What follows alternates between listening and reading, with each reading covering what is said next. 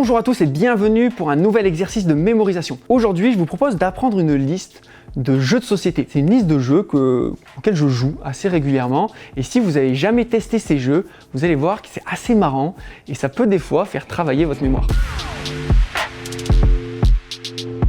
Alors pour être sûr de retenir cette liste, on a besoin d'une méthode. Et la méthode que je vous propose, c'est la méthode du palais de la mémoire. Et l'idéal, c'est de prendre un lieu connu, comme chez vous ou votre bureau. Là, ensemble, on va utiliser la pièce, enfin le studio, avec les objets que j'ai avec moi. Partons sur le premier jeu que je vous conseille, c'est Dixit. Alors Dixit, c'est un jeu plutôt d'ambiance, vous avez beaucoup travaillé sur l'imaginaire et c'est vachement intéressant de faire ça à plusieurs parce que vous allez apprendre à mieux vous connaître. Alors, Dixit, ça veut dire, c'est une citation de quelqu'un, c'est assez peu utilisé aujourd'hui quand même, donc Dixit, phonétiquement, ça me fait penser à un disque, donc un disque, un CD. Donc je vais poser un CD là, sur la table.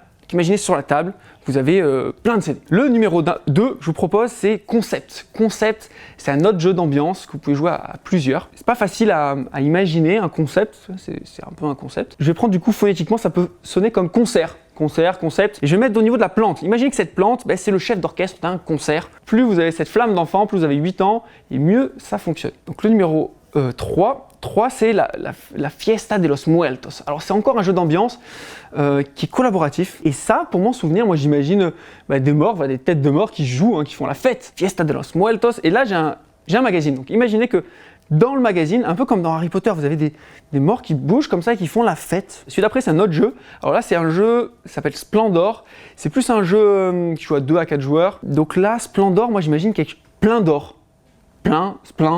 Splendor. Donc là, c'est sur les lunettes. Les lunettes, vous allez imaginer qu'elles sont complètement dorées, plein d'or, et peut-être même que par les vitres, il y a de l'or qui sort. Donc je prends de l'or, il y a plein d'or, vous en voulez. Celui d'après, c'est les aventuriers du rail. Donc là, je vais prendre au niveau de la bouteille.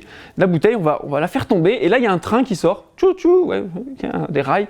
Donc les aventuriers du rail. 6e, c'est les colons Catan. C'est encore un jeu un peu de stratégie, jusqu'à 4 joueurs. Et là, vous allez imaginer donc un colon, quelqu'un qui est habillé comme un colon, un aventurier qui part, et Catan avec un katana.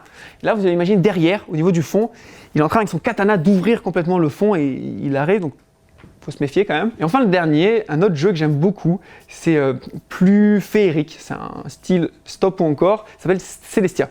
Celestia, c'est céleste, donc j'imagine des nuages au niveau céleste qui volent. Imaginez qu'autour de moi, il y a des bateaux qui volent dans les nuages. On va se tester avec les objets de notre palais de la mémoire. Le numéro 1, on l'avait mis sur la table. Sur la table, on a mis quoi? On a mis des CD, des disques pour Dixit. Le numéro 2, c'est au niveau de la plante. La plante, elle faisait un concert parce que phonétiquement, c'était proche de concept. Celui d'après, le 3, donc au niveau du magazine, qu'est-ce qui jouait à l'intérieur? Il y en a qui faisaient la fête, c'était des têtes de mort, donc c'est la Fiesta de los Muertos. Après, au niveau des lunettes, les lunettes, on a de l'or un peu partout, donc c'est plein d'or, splendor. Au niveau de la bouteille, c'est donc un train, qui est les rails, donc les aventuriers du rail. Celui d'après, c'est derrière, on a un monsieur avec un katana, vous vous rappelez, un colon, donc c'est les colons de Catan. Et le dernier, au niveau de l'air, Céleste, Celestia. Donc allez-y maintenant, entraînez-vous, allez jouer avec ces jeux, soit dans des ludothèques près de chez vous, dans des magasins spécialisés. C'est hyper marrant et c'est bon